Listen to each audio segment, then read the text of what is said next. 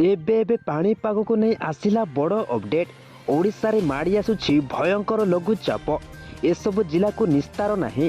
ଏହିସବୁ ଜିଲ୍ଲାରେ ଦିନରେ ଖରା ହେଲେ ରାତିରେ ଛେଚିବ ବର୍ଷା। ପବନର ବେଗ ଘଣ୍ଟା ପ୍ରତି 50ରୁ 60 କିଲୋମିଟର ବେଗରେ ପବନ ବହିବ ବୋଲି ଆକଳନ କରିଛି ପାଣିପାଗ ବିଭାଗ କେନ୍ଦ୍ର। ତେବେ କେଉଁ କେଉଁ ଜିଲ୍ଲାକୁ ରେଡ୍ ଆଲର୍ଟ ଜାରି କରାଯାଇଛି ଆଉ କେତେ ପରିମାଣରେ ବର୍ଷା ହେବ ଆପଣ ଭିଡ଼ିଓକୁ ସମ୍ପୂର୍ଣ୍ଣ ଭାବରେ ଦେଖିଲେ ହିଁ ଜାଣିପାରିବେ। ଭିଡ଼ିଓକୁ ସମ୍ପୂର୍ଣ୍ଣ ଭାବରେ ଦେଖିବା ସହିତ ଏ ଭିଡ଼ିଓଟିକୁ ବହୁମାତ୍ରାରେ ସେୟାର କରନ୍ତୁ, ଯାହାଫଳରେ ଚାଷୀ ଭାଇମାନେ ପାଣିପାଗର ସଠିକ୍ ଅପଡେଟ୍ ପାଇପାରିବେ ଏବଂ ସତର୍କ ମଧ୍ୟ ହୋଇପାରିବେ। ଆଉ ଯଦି ଏପର୍ଯ୍ୟନ୍ତ ଆମ ଓଡ଼ିଆ ୟୁଟ୍ୟୁବକୁ ସବସ୍କ୍ରାଇବ୍ କରିନଥିଲେ ଏବେ ହିଁ ସବସ୍କ୍ରାଇବ୍ କରି ରଖନ୍ତୁ, ଯାହାଫଳରେ ପ୍ରତିଦିନ ଏମିତି ପାଣିପାଗର ଅପଡେଟ୍ ସର୍ବପ୍ରଥମେ ଦେଖିପାରିବେ। ତେବେ ଆଗାମୀ 24 ଘଣ୍ଟା ମଧ୍ୟରେ ଦକ୍ଷିଣ ପଶ୍ଚିମ ମୌସୁମୀ ବାୟୁ ରାଜ୍ୟରୁ ଫେରିବା ସକ୍ରିୟ ଆରମ୍ଭ ହେବ। ମୌସୁମୀ ଅପସରଣ ପାଇଁ ପାଗ ଅନୁକୂଳ ରହିଛି ବୋଲି ଭୁବନେଶ୍ୱରସ୍ଥିତ ପାଣିପାଗ ବିଜ୍ଞାନ କେନ୍ଦ୍ର ପକ୍ଷରୁ ସୂଚନା ଦିଆଯାଇଛି। ଏହି ସମୟରେ ସାଧାରଣତଃ ବର୍ଷା ଅଧିକ ହେବ ବୋଲି ପାଣିପାଗ ବିଜ୍ଞାନ କେନ୍ଦ୍ର ପକ୍ଷରୁ ପୂର୍ବ ଅନୁମାନ କରାଯାଇଛି।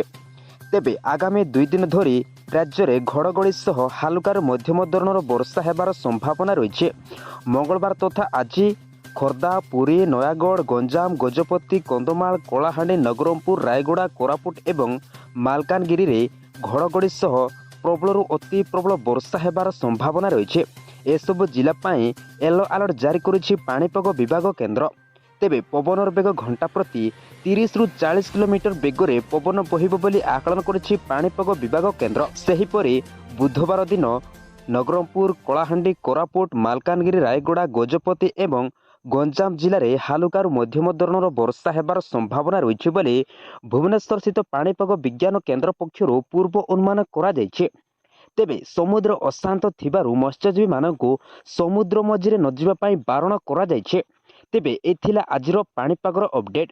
ପ୍ରତିଦିନ ପାଣିପାଗର ଅପଡେଟ୍ ଦେଖିବା ପାଇଁ ଏବେ ହିଁ ଓଡ଼ିଆ ୟୁଟ୍ୟୁବକୁ ସବସ୍କ୍ରାଇବ୍ କରି ରଖନ୍ତୁ ଏବଂ ଆପଣଙ୍କ ସାଙ୍ଗସାଥି ସମସ୍ତଙ୍କୁ ଏ ଭିଡ଼ିଓଟିକୁ ବହୁମାତ୍ରାରେ ସେୟାର କରନ୍ତୁ, ଯାହାଫଳରେ ସେମାନେ ମଧ୍ୟ ପ୍ରତିଦିନ ଏମିତି ପାଣିପାଗର ସଠିକ୍ ଅପଡେଟ୍ ପାଇପାରିବେ ଏବଂ ସତର୍କ ମଧ୍ୟ ହୋଇପାରିବେ।